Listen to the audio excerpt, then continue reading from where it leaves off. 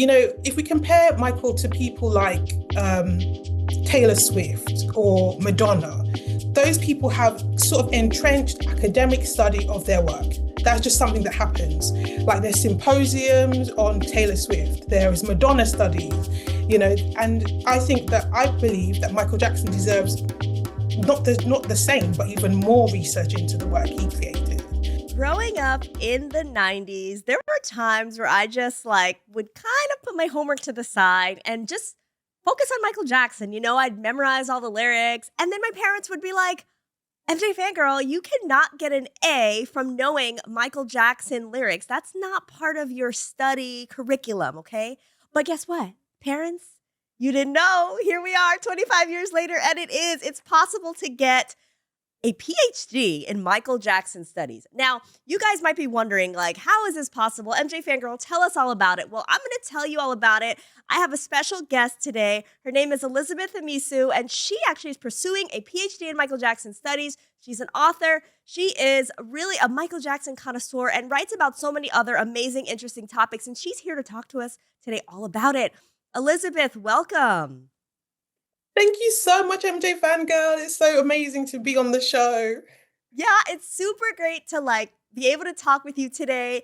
This episode is going to be so great because I know there are a lot of fans out there that want to learn more about Michael, that want to study him seriously, as an artist. Yes. And I feel what better time than now to kind of spread the word about the Michael Jackson academic studies, about some of the books we're going to talk about today. So thanks for joining us.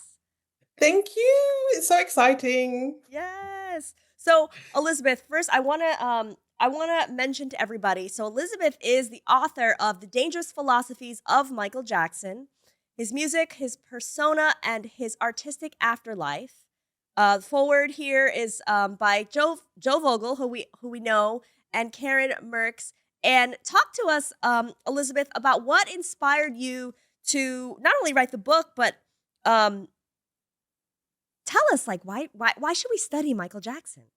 Oh, wow. Let's start off with an easy question, shall we? Well, Michael Jackson really resonates on lots of levels. He's a popular entertainer. He's one of the biggest, for me, the biggest entertainer of all time. And he resonates on a really sort of popular level of entertainment, of enjoyment, of fun, of, even on the other side of the spectrum, on the negative side of emotion, of anger and, torment. He does those things really well as well musically. So he's a really wonderful artist to enjoy his work. But when you start to dig a bit deeper into his creative concepts, you start to see a lot more. And especially, looking at his autobiography, Moonwalk, I think Michael Jackson was really vocal about his art and about the way he created art. And I think we should study him for lots and lots of reasons. One of the main ones is his cultural and musical impact. That's one that has to never be denied. He's impacted artists all over the globe and in so many different ways over the course of decades. So that's just right off the bat, he's got this cultural impact that's just astronomical. And then we've got lessons to learn, I think, from his life and his legacy. I think the way Michael Jackson was treated in the press, in the media, I think there's lessons to learn from that whole debacle. And I think the way he chose to live his life in terms of his attention to detail, his attention to the craft, his creative work, his creative artistry. I think those things are really important for us to learn from as yourself as an MJ academic and myself as a budding writer. I think he's really inspirational. I think Michael Jackson kind of can inspire you across all different genres of creative work. And then there's obviously, the complexity of human nature, which he teaches us through his music and his short films and his poetry, Dancing the Dream and everything he made. I think he teaches us a lot about the complexity of what it means to be human. And I think that he signifies in a way that I believe personally, people like William Shakespeare signify. I think that the artistry transcends generations and it transcends a lot of time in the way the works he made will resonate throughout the generations. I think they have already and they will continue to do so into the future. And then there's obviously, creativity and confidence, like Michael Jackson is very inspirational in terms of getting all of us off our feet. He said this line in one of his songs and he got kicked in the back. He said that he needed that. And then Yeah. and I just like this concept of keep moving, and he's very motivational as a speaker, as an artist, and I think there's a very motivational energy that will resonate. And then obviously there's the classical influences in his work, the way his work is what I term high status blackness, because he was the king of pop and he still is today, and how he resonates as a high status black musician, artist, and pop culture figure. I think it's very, very important because it resonates throughout the centuries. When we see black representation of high status characters on the stage, and that's obviously what I do in my PhD. Yeah, I absolutely love all of that. Like, it's so interesting to me because there are so many facets of Michael Jackson as an artist, as a human being, as a trendsetter, as a change maker, and to actually have you put that into all those words and really talk to us about the importance of studying him. I don't know, it just makes me feel really excited because this is the seventh year of doing this show for me. And I've said that this is going to be my historian era. This is like my historian year. So I'm learning right along with everyone. And I'm really excited to hear more from you about this. I want to give people a little bit of a background on you, Elizabeth, because I just think that your background is so fascinating. Elizabeth, she's a London-based writer, scholar, and author whose work bridges fantasy, cultural studies, and Black identity. She's best known for her Sarcerdos mystery series, a richly imagined dystopian saga praised by the Huffington Post as a modern masterpiece. Now, with a background in early modern English literature and a PhD in progress at Bournemouth University, Elizabeth also writes on race, media, and the legacy of Michael Jackson. She's pursuing a PhD in Michael Jackson studies. Yes, this is a real thing, people, and it's so exciting. Is the author of fan favorite book, The Dangerous Philosophies of Michael Jackson, which we're going to talk about later on today, and also is the editor of the Journal of Michael Jackson Academic Studies. Now, tell us about that, because I have a flyer here. The Journal of Michael Jackson Academic Studies. There's a website, michaeljacksonstudies.org. There's books, essays, podcasts, columns. Can you talk to us? I think one of the main purposes of this is keeping the legacy alive. But what is Michael Jackson Academic Studies? What is the Journal of Michael Jackson Academic Studies? Well, it's basically like an academic online journal, which was started in 2015 by myself and my co-editor, Karen Merks, who is just a powerhouse in like dissemination of Michael Jackson academic research.